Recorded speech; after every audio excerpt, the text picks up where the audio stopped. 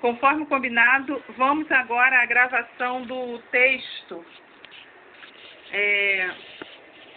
do livro Multiculturalismo, Diferenças Culturais e Práticas Pedagógicas. O texto vai da página, vamos ver aqui, o texto vai da página 38 a 65. Tá? O livro é Multiculturalismo, Diferenças Culturais e Práticas Pedagógicas. Antônio Flávio Moreira e Vera Maria Candal são os organizadores.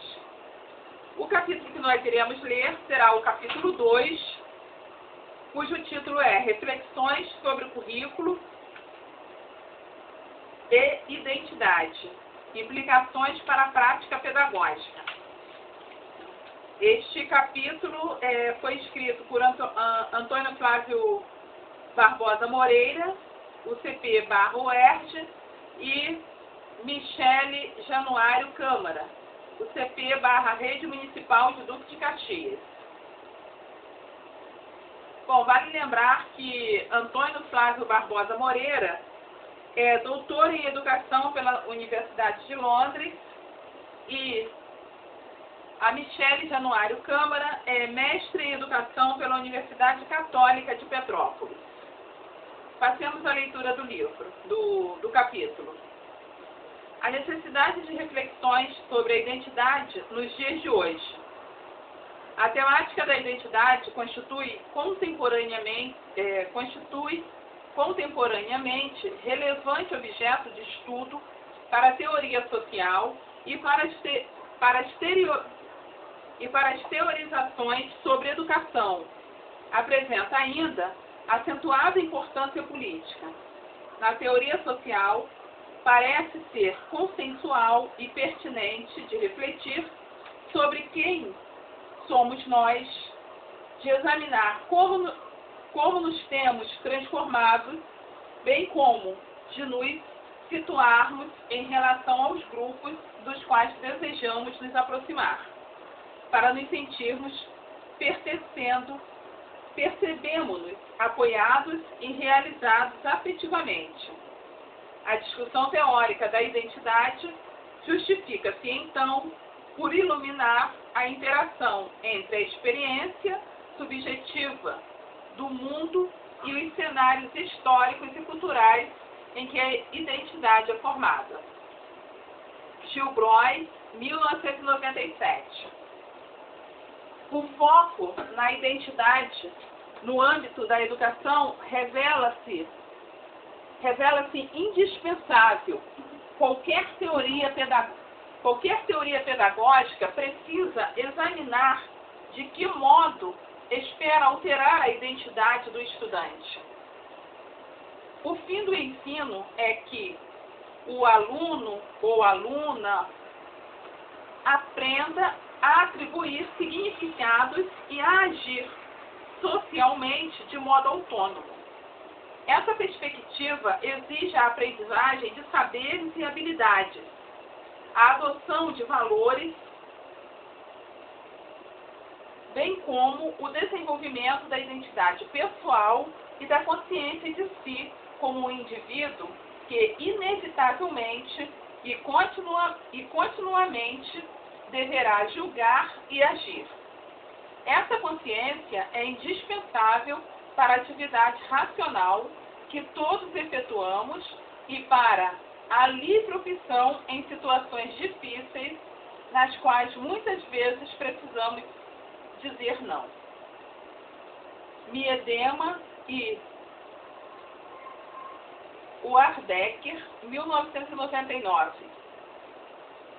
Em termos políticos, a ênfase na identidade deriva do reconhecimento de que certos grupos sociais têm, há muito, sido alvo de inaceitáveis discriminações. Entre eles, incluem-se os negros, as mulheres e os homossexuais. Tais grupos se têm rebelado contra a situação de opressão que os tem vitimado e, por meio de árduas lutas, têm conquistado espaços e afirmando seus direitos à cidadania. Com muita tenacidade, tem contribuído para que se compreenda que as diferenças que os apartam dos superiores normais, inteligentes, capazes, fortes ou poderosos, são, na verdade, construções sociais e culturais que buscam legitimar e preservar privilégios. Além da afirmação de suas identidades, tais grupos sociais têm procurado desafiar a posição privilegiada das identidades hegemônicas.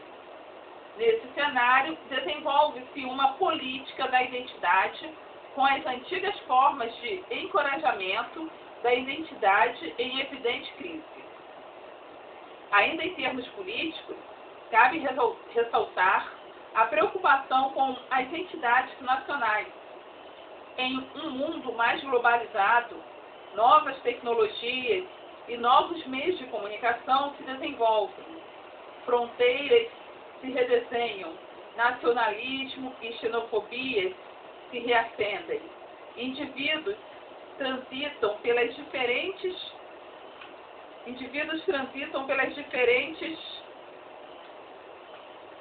O negócio agora é passar a página. Vamos agora para a página 40. Eu vou até reler esse finalzinho aqui, dada a demora para conseguir ir para a página seguinte. Ainda em termos políticos, cabe ressaltar a preocupação com as identidades nacionais. Em um mundo mais globalizado, novas tecnologias e novos meios de comunicação se desenvolvem, fronteiras se redesenham, nacionalismo e xenofobias se reacendem, indivíduos transitam pelas diferentes partes do globo, identidades se reafirmam, identidades se contestam, novos padrões identitários emergem juntamente com o impacto do global. Produz-se uma fascinação pelo local. A globalização gera simultaneamente novas identificações globais e novas identificações locais. Trata-se, vale reiterar, de uma verdadeira crise da identidade.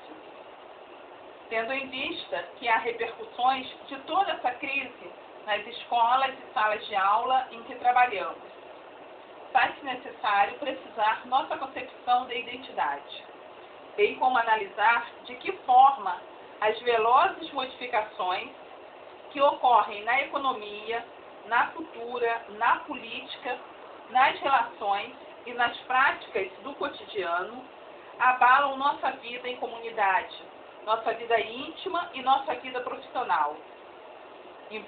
Importa estarmos atentos para o modo como essas transformações desestabilizam nossas identidades e colocam em xeque muitas de nossas convicções, levando-nos a retificar pontos de vista e crenças que antes norteavam nossas condutas costumeiras. Faz-se, assim, conveniente compreender como toda essa dinâmica nos atinge, bem como afeta quem são os nossos, ou nossas, alunos ou alunas. Daí ser útil analisar, nesse conturbado panorama, que identidades ajudamos a formar com nossas aulas e atividades, em quem se estão convertendo nossos alunos e alunas.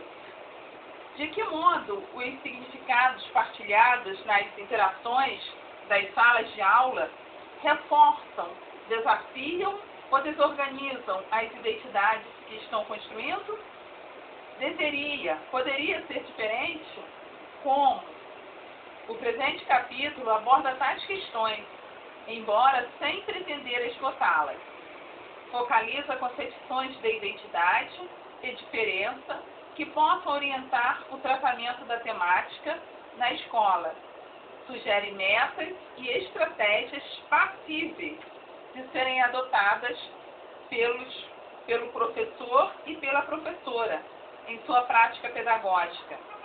Apresenta pesquisa em que, durante aulas de leitura em uma escola pública, a professora discutiu, com base em textos selecionados, aspectos referentes à raça, gênero e sexualidade, componentes centrais na construção da identidade do estudante ou da estudante.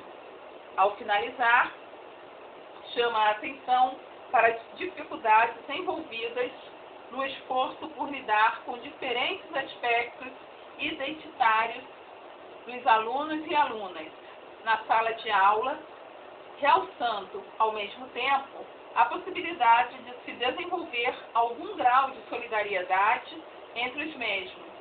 Ao longo do texto, insiste-se na importância da inclusão de questões referentes à identidade e à diferença no currículo da escola fundamental.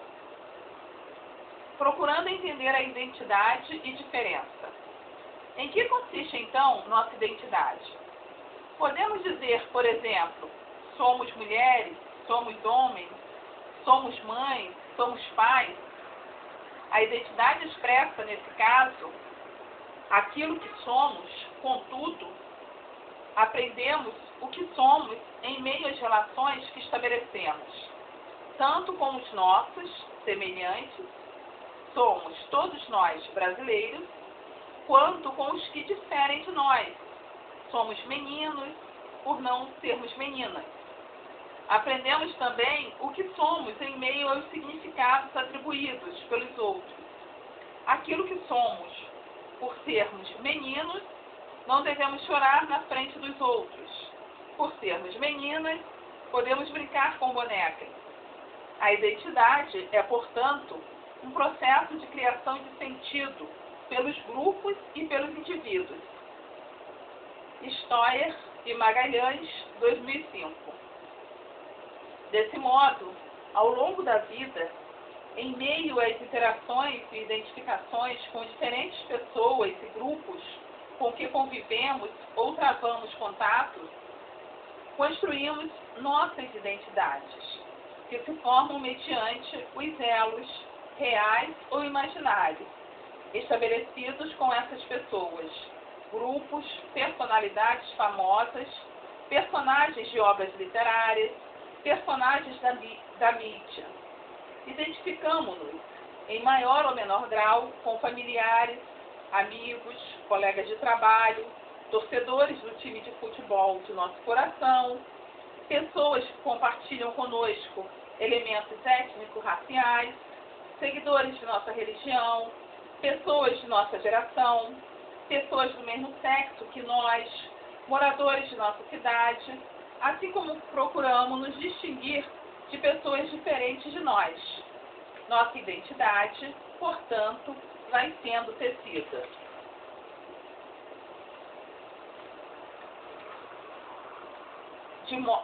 Nossa identidade, portanto, vai sendo tecida de modo complexo, em meio às relações estabelecidas que variam conforme as situações em que nos colocamos. Algumas das partes que conformam a identidade que vamos construindo nem sempre se articulam de modo harmônico. Pelo contrário, chegam mesmo a entrar em conflito, evidenciando o caráter contraditório de nossa identidade. Não gravitamos em torno de um núcleo orgânico, constante e coerente. Por exemplo, pode haver oposições e dificuldades em nossos comportamentos em casa e em nossa prática docente. Em alguns momentos, nos percebemos mais tolerantes e carinhosos com nossos filhos e filhas do que com nossos alunos e alunas, com os quais nos mostramos, por vezes, mais intransigentes e mais ásperos ou ásperas. Nossa identidade, assim, não é uma essência, não é um dado, não é fixa, não é estável, nem centrada, nem unificada, nem homogênea, nem definitiva. é instável, contraditória, fragmentada, inconsistente, inacabada. É uma construção, um efeito, um processo de produção, uma relação, um ato performativo. Silva, 2000. Para esclarecer o último aspecto citado, a identidade como um ato performativo, devemos assinalar que identidade se cria também por certos atos de linguagem, particularmente por enunciados que fazem com que alguma coisa aconteça. Expliquemos melhor. Recorrendo para isso a J.L. Augustin, Apude Silva, 2000, para quem há uma clara distinção entre enunciados verificativos e performativos. Os primeiros descrevem acontecimentos. Por exemplo, fui ontem ao cinema, choveu muito na semana passada, Ronaldo casou-se com Carolina. Os segundos, os performativos, descrevem uma ação do eleitor e, ao mesmo tempo, quando enunciados, fazem com que a ação se cumpra. Observemos o enunciado. Eu te prometo que não fumarei mais a partir de amanhã. Mesmo que a promessa não venha a ser cumprida com a fala, com o enunciado emitido, a promessa foi feita pela pessoa que falou. Ao falar, ela fez o ato acontecer. O sentido do enunciado, assim, não se divisa independentemente da ação que faz realizar. Ducrot e Todorov, 1973. Ducrot e Todorov, 1973. Outros exemplos de enunciados performativos podem ser dados. Sua dissertação foi aprovada pela banca examinadora e você faz jus ao título de mestre em educação. Ou seja, o presidente da banca, com sua fala, ao aprovar o candidato, transforma-o em mestre. Outro exemplo clássico é o enunciado do padre, após a confissão. Eu te absolvo de teus pecados. Com sua fala, o padre perdoa as nossas ofensas, livrando-nos de nossos erros, em nome de Deus. De que modo os enunciados performativos interferem na identidade? Resumidamente, o que dizemos contribui para reforçar uma identidade que, em muitos casos, pensaríamos estar apenas descrevendo. A força de um ato linguístico no processo de produção da identidade vem de sua repetição, especialmente da possibilidade de sua repetição. Silva, 2000. Tanto se tem dito que os assaltantes costumam ser negros, como se transgredir a lei fosse algo decorrente da cor da pele, que os motoristas negros tendem a ser parados pela polícia em uma blitz. Sejamos outro exemplo, familiar aos professores e às professoras. Quando dizemos que Renata é uma menina muito esperta, podemos estar favorecendo, em um sentido amplo, a produção de um fato que pensávamos estar simplesmente descrevendo. Podemos, por conseguinte, concorrer para a definição e para a preservação de aspectos identitários do estudante ou da estudante. Os elos entre identidade e o processo pedagógico configuram-se, por conseguinte, evidentes. É importante ressaltar que a identidade se associa intimamente com a diferença. O que somos se define em relação ao que não somos. Dizer somos cariocas implica dizer não somos pernambucanos. Dizer somos adultos implica dizer não somos crianças.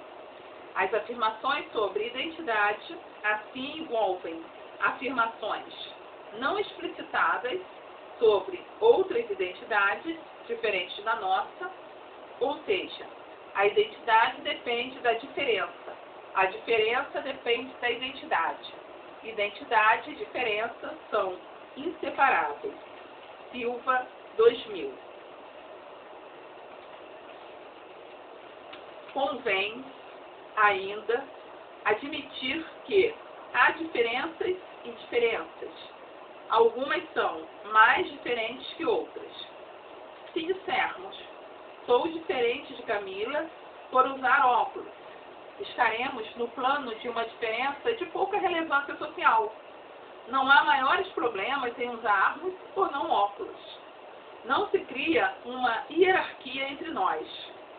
Porém, se dissermos, sou diferente de Paula porque sou branca e Paulo é negro. Porém, se dissermos, sou diferente de Paulo porque sou branco e Paulo é negro. Já nos situamos no terreno de uma diferença bastante significativa, que tem sido, inclusive, objeto de preconceitos, discriminações e opressão. Torna-se claro que as diferenças são construídas socialmente e que, subjacentes a elas, encontram-se relações de poder. O processo de produção da diferença é um processo social, não algo natural ou inevitável.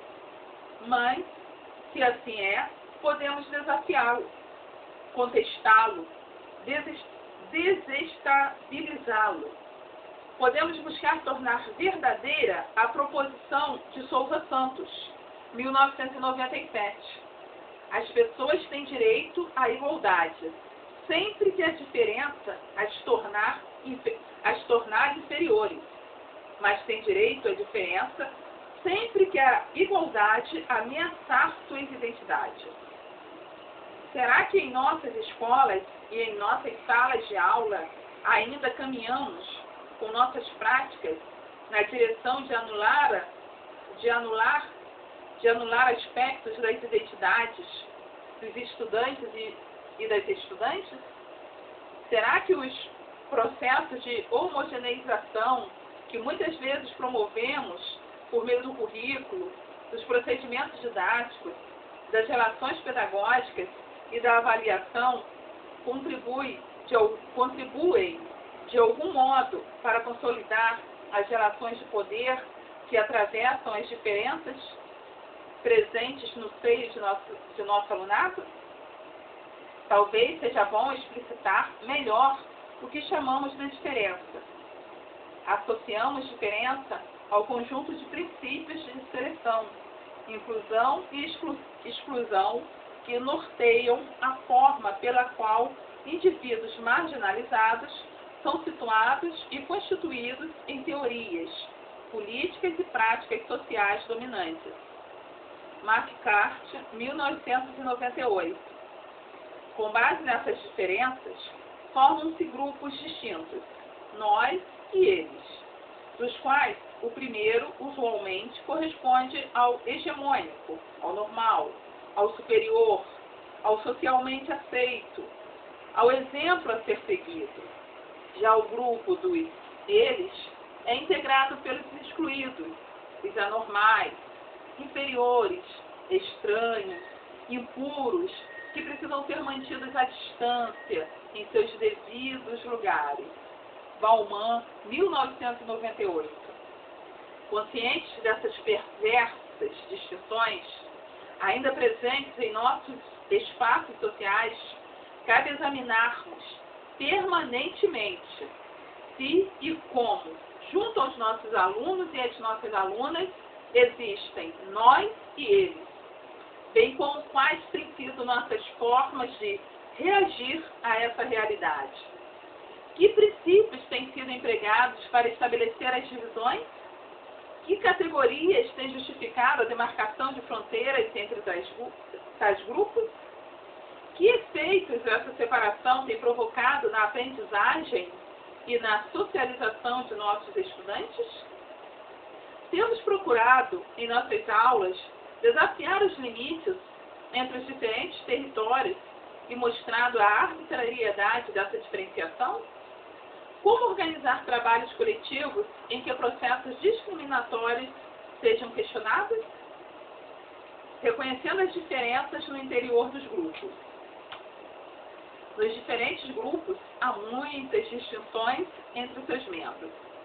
No das mulheres, por exemplo, encontram-se brancas, negras, casadas, solteiras, divorciadas, mães, moradoras de diferentes cidades, apreciadoras de variadas manifestações culturais, jovens, idosas, enfim, há uma gama de aspectos identificatórios que as distinguem, assim como há pontos que se unem e que permitem estabelecer elos e partilhar valores e propósitos comuns. Que implicações essas constatações têm para as práticas docentes? Assim como verificamos o que nos aproxima e o que nos afasta, como professores e professoras, precisamos reconhecer o que aproxima e afasta, por exemplo, as crianças negras entre si. Devemos ter cuidado ao usar a expressão criança negra. A quem nos referimos?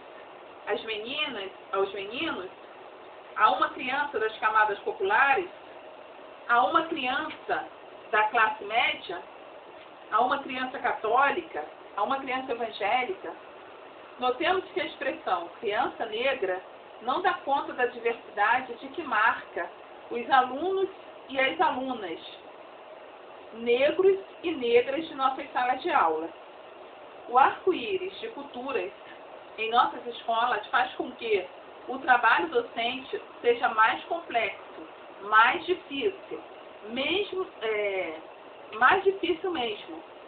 Demanda considerar como se faz viável despertar o interesse de alunos e alunas tão diferentes, atender às especificidades de distintos grupos, problematizar relações de poder que justificam situações de opressão, assim como facilitar a aprendizagem de todos e todas, estudantes. Ao mesmo tempo, a multiplicidade de manifestações culturais e de identidade torna a sala de aula rica, plural, estimulante, desafiante. Stoyer e Cortesão, 1999. Toda essa riqueza pode e deve ser um aspecto que nos instigue a melhor promover nossa atividade. Para isso, podemos contar com inúmeras contribuições e expressões que tornam mais fáceis os exemplos, as comparações, a crítica. Podemos sensibilizar nosso aluno e aluna para o caráter multicultural de nossa sociedade, para a urgência do respeito ao outro, para a percepção e para o questionamento dos fatores que têm provocado e justificado preconceitos e discriminações. Nesse esforço, certos princípios podem ser úteis para o planejamento e o desenvolvimento de nossas práticas. Passemos a eles. Lidando com as identidades e as diferenças na sala de aula. Para enfocar questões de identidade e diferenças na sala de aula, precisamos definir determinadas metas e estratégias, intimamente conectadas. São comentadas separadamente apenas para facilitar o entendimento e para favorecer o desenvolvimento de nossas ações na escola. A. Procurar aumentar a consciência das situações de opressão que se expressam em diferentes espaços sociais. É importante que nosso estudante, nossa estudante, perceba com clareza a existência de preconceitos e discriminação e verifique como podem estar afetando suas experiências pessoais, assim como a formação de sua identidade. É também importante que o aluno e aluna compreenda as relações de poder entre grupos dominantes e subalternos. homens, mulheres, brancos, negros, que têm contribuído para preservar situações de privilégio para os dominantes e de opressão para os subalternos. Exemplos dados pelas próprias e pelos próprios estudantes ilustrarão situações em que essas relações se fazem presentes. A esses exemplos, o professor ou a professora acrescentará inúmeros outros, tanto com base em sua própria experiência, quanto com base em situações de sala de aula e em situações que se passam fora do âmbito escolar, amplamente noticiada na mídia. Para o objeto em pauta, o recurso e contos, filmes, desenhos animados, novelas, músicas e anúncios será também bastante útil. Poderemos ajudar nossos alunos e alunas a identificar, em muitos desses artefatos culturais, vestígios de preconceitos referentes à classe social, gênero, sexualidade, raça, etnia e etc. Por fim, é crucial que o aluno e aluna observe como em sua identidade se misturam aspectos que podem ser alvos de discriminação e opressão, assim como aspectos associados a grupos que têm dominado e explorado outros. Por exemplo, um menino branco pode apresentar uma deficiência física, reunindo assim elementos de dominância, o fato de ser branco e de ser homem, e de subordinação, o fato de ter impedimento para alguma atividade. O aluno e aluna poderá então captar a complexidade envolvida na multiplicidade de aspectos que conformam sua identidade. B. Propiciar ao estudante e à estudante a aquisição de informações referentes a distintos tipos de discriminação e preconceitos. Cabe-se ao docente e à docente ir conectando as situações mais pessoais e familiares que examinar com informações mais abstratas e com conceitos da história, da sociologia, da filosofia e de outros campos do conhecimento.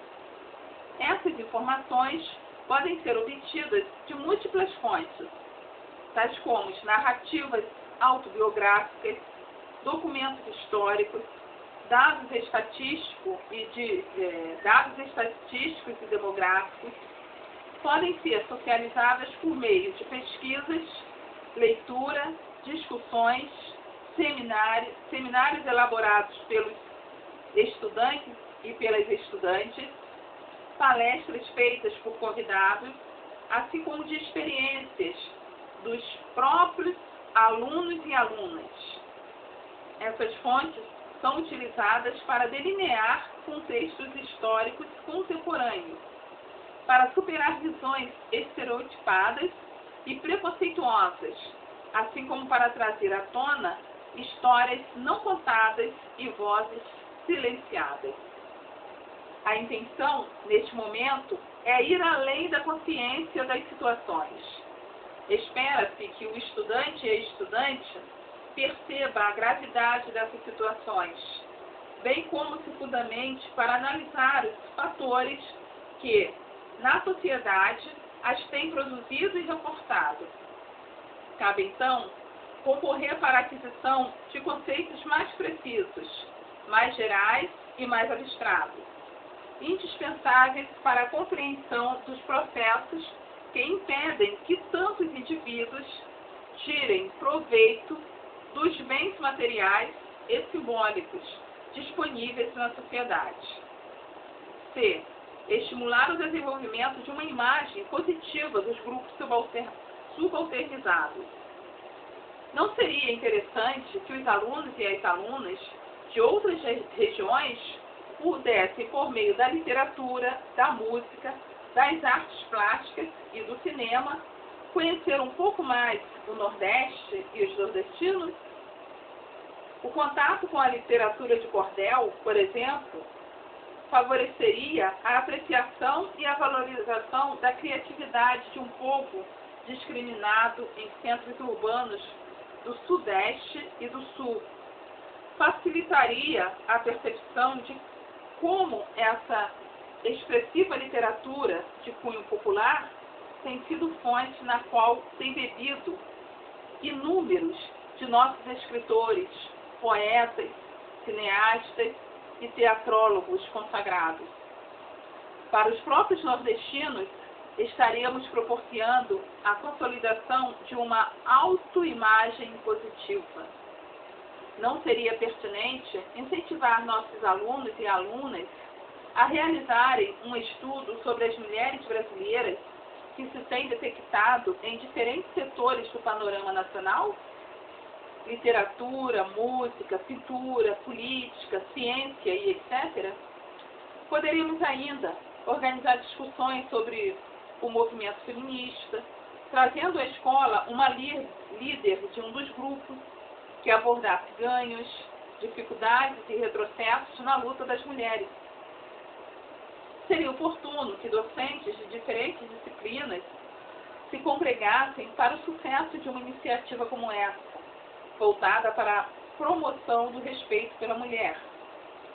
O foco poderia ser ampliado e dirigido para as realizações e as conquistas de outros movimentos, como o dos negros e o dos homossexuais, bem como para os sindicatos.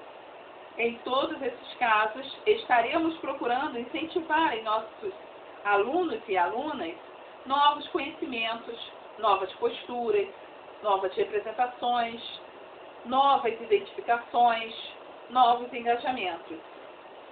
D. Favorecer a compreensão do significado e da construção de conceitos que têm sido empregados para dividir e discriminar indivíduos e grupos em diferentes momentos históricos e em diferentes sociedades. Podemos servir-nos de alguns conceitos para o alcance desse objetivo. Destacamos entre eles cultura, raça, etnia, gênero, sexualidade, deficiência, classe social. Outros conceitos, como papel social, identidade social, poder, preconceito, opressão, estereótipos, internalização, de subordinação ou de dominação, e política de identidade, também são úteis para aprofundar nossa análise. Como acentuamos anteriormente, uma importante estratégia para questionarmos as categorias e os conceitos que nos têm apartado, que nos têm diferenciado em nós e eles, é, em cada disciplina, explicar para nosso estudante e nossa estudante como essas categorias e conceitos são construções históricas aceitas como naturais e utilizadas para justificar situações de injustiça social e opressão. Wilinski, 1998. Levando o aluno e a aluna a perceber como essas construções têm ocorrido ao longo dos tempos. Facilitarmos-lhe lidar com os aspectos da sua identidade, que tem sido alvo de agressões. Contribuirmos para evitar que ela ou ele se atribua, assim como aos que lhes são semelhantes. Todos os indivíduos negros, por exemplo, a responsabilidade pela posição inferior em que foram situados na estrutura social. Favorecemos também a compreensão de que o uso e a disseminação dessas categorias e desses conceitos, na medida em que justificam preconceitos e discriminação, perpetuam privilégios e relações de poder que garantem tais privilégios. Desculpa. Nosso estudante e nossa estudante pode vislumbrar, então, como essas categorias e esses conceitos, ao serem usados e repetidos, sustentam o caráter negativo ou positivo atribuído a determinados grupos identitários. Pode melhor entender como os múltiplos e interconectados aspectos de sua identidade social, que sejam agentes, quer sejam alvos de discriminações, levam a comportamentos altamente contraditórios. Talvez note que, embora maltratado por ser negro, é capaz de atuar de forma machista, desconsiderar os direitos das meninas e provocar a mesma dor que sente ao ser desrespeitado.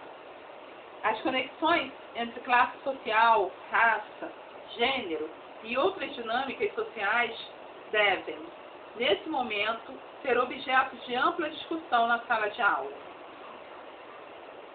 Em todas essas oportunidades, cabe ao docente e à docente mostrar ao estudante e à estudante que essas situações, se foram criadas por indivíduos historicamente situados, podem ser transformadas, como disse Souza Santos, 2000. A existência não esgota as possibilidades da existência, e há alternativas suscetíveis de superar o que é criticável no que existe. O desconforto, o inconformismo ou a indignação perante o que existe suscita impulso para teorizar a sua superação. Com o nosso estudante, nossa estudante conscientizado e conscientizada das situações de opressão que mancham a sociedade, informado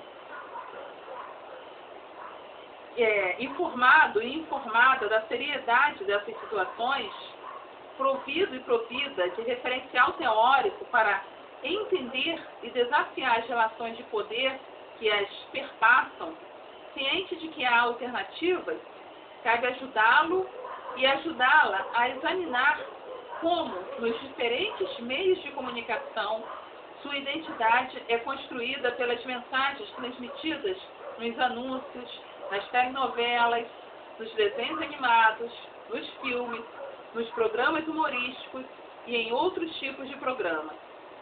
É facilitar ao estudante e à estudante a compreensão e a crítica dos aspectos das identidades sociais, estimulados pelos diferentes meios de comunicação. Podemos aprofundar para o aluno e a aluna a compreensão de como se tem incentivado a formação de determinados tipos de identidade, por meio de diferentes estágios, por meio de diferentes estratégias. Em cada disciplina, podemos apresentar exemplos e verificar como, nos diferentes meios de comunicação, evidenciam-se apelos para que configuremos nossa identidade conforme critério pré-estabelecido. Para a criança branca, de classe média, os padrões apresentam-se de dado modo. Para a criança negra, das camadas populares, os modelos e as possibilidades de escolha são bastante distintas. Para ambos, o consumismo, o individualismo, o conformismo, a eficiência, diferentemente entendidos e vividos, afiguram-se os valores identitários supremos. Encontramos em inúmeros textos que hoje analisam os currículos da mídia, do shopping center, do McDonald's, da Barbie, da propaganda, dos super-heróis e etc., fontes inspiradoras para nossas análises e interpretações. É importante, então, perguntar: temos aceitado trabalhar com nossos alunos e alunas em conformidade com as normas hegemônicas ou as termos rejeitados, buscado formar identidades críticas, rebeldes, solidárias, não conformistas, criativas, autônomas?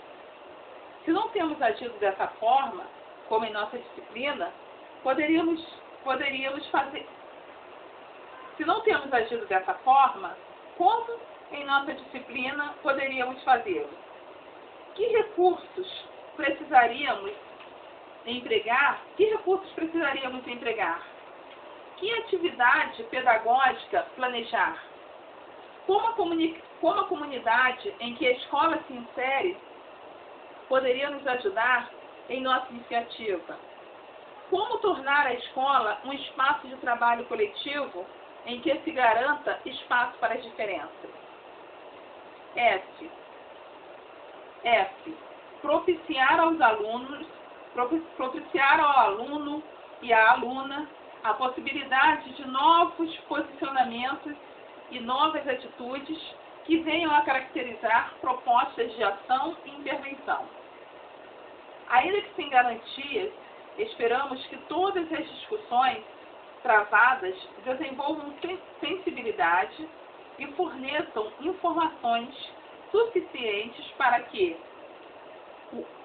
o aluno e a aluna venham a se posicionar em seu cotidiano contra preconceitos e discriminações. No momento em que o aluno e a aluna é capaz de aplicar os conhecimentos constituídos na sala de aula para situações de seu dia a dia, talvez possa sentir-se pronto para desenvolver estratégias de ação e práticas de intervenção, sem que se espere que uma criança ou um adolescente se envolver em situações de luta ou de mudança social fora de seu alcance.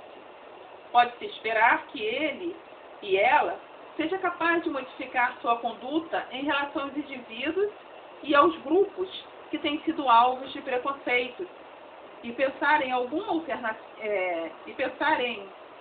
alternativas às situações que têm reforçado e preservado tantos privilégios. Pode-se, na sala de aula, propor a elaboração de planos e sugestões que possam minorar situações de desconforto e de carência que incrementam identidades submissas ou marginalizadas.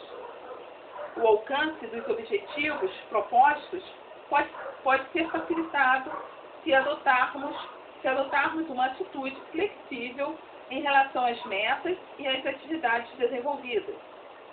Se prestarmos atenção aos processos que se desenrolam nessas atividades.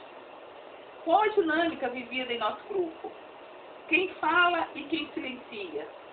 Como está sendo o clima da sala de aula? Os estudantes e as estudantes parecem sentir-se seguros e seguras na sala de aula? Como têm sido seus comportamentos?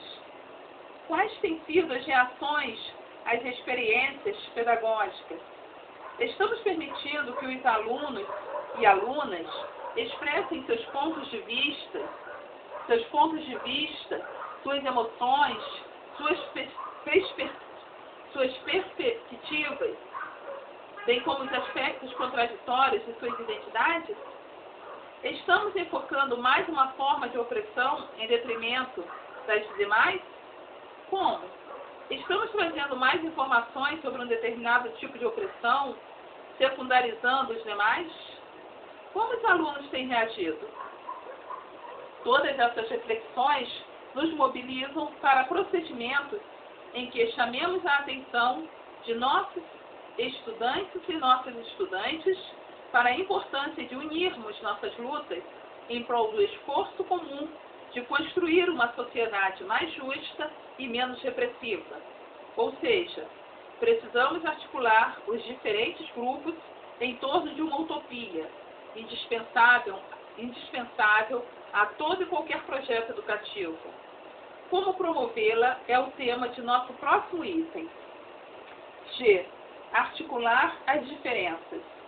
Abordar as diferenças não pode contribuir para isolar grupos, para criar guetos, para aumentar na sociedade a fragmentação que se pretende neutralizar. Separações não promovem igualdade, mas sim apartheid.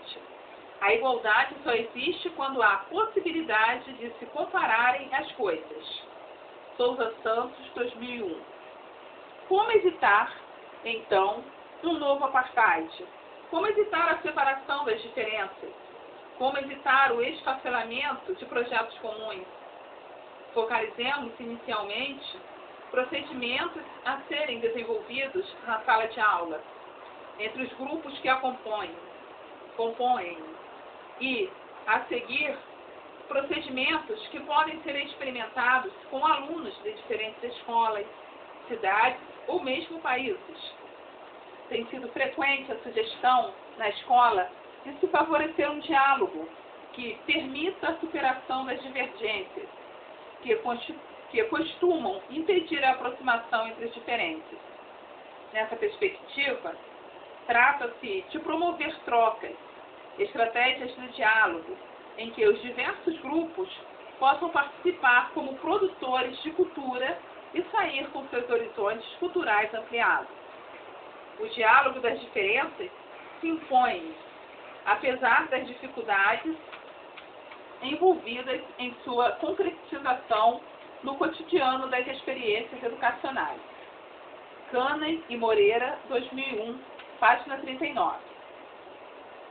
Há, de fato, entraves envolvidos nessa tentativa que precisam ser reconhecidos e enfrentados. A sala de aula nem sempre é, para todos os alunos, um lugar seguro. Nem sempre é fácil eliminar as barreiras entre as diferenças. Os esforços nessa direção precisam ir além do mero pluralismo ou do convite para que todos participem no diálogo. Não é suficiente criar condições para que a sala de aula se transforme em um espaço em que todos se sintam à vontade para falar. As coisas não se passam de modo tão simples. As relações de poder existentes na sociedade e na sala de aula impedem que muitos falem livremente. Búbulis e Royce, 1993. Para neutralizar os problemas, algumas perguntas talvez sejam úteis, inspirando novas formas de proceder. Quem se sente incapaz de falar sem receber retribuições? Como estimular, nesse caso, a fala? Quem quer falar, mas está desestimulado ou amedrontado? Quem ameaça quem?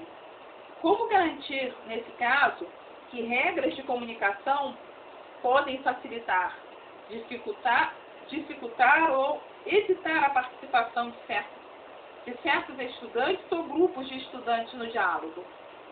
Como desenvolvê-las ou alterá-las?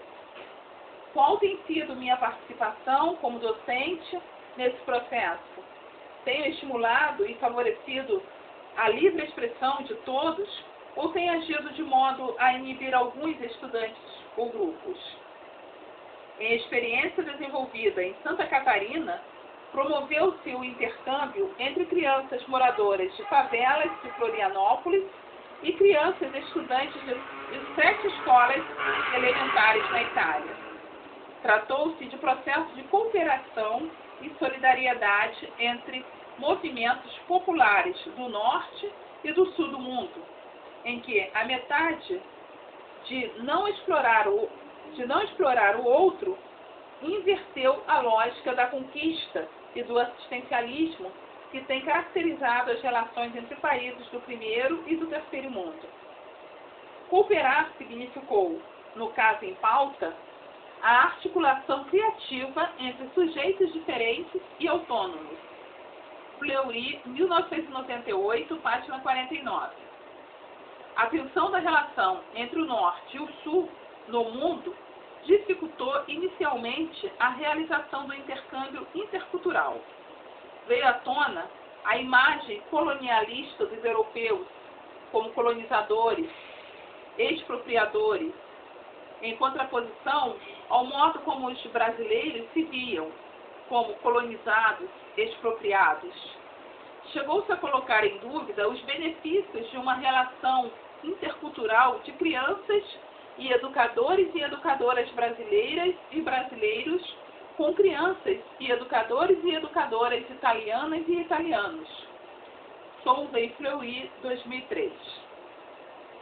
A complexidade das relações entre Norte e Sul foi delineada com mais precisão quando se tornou ciência.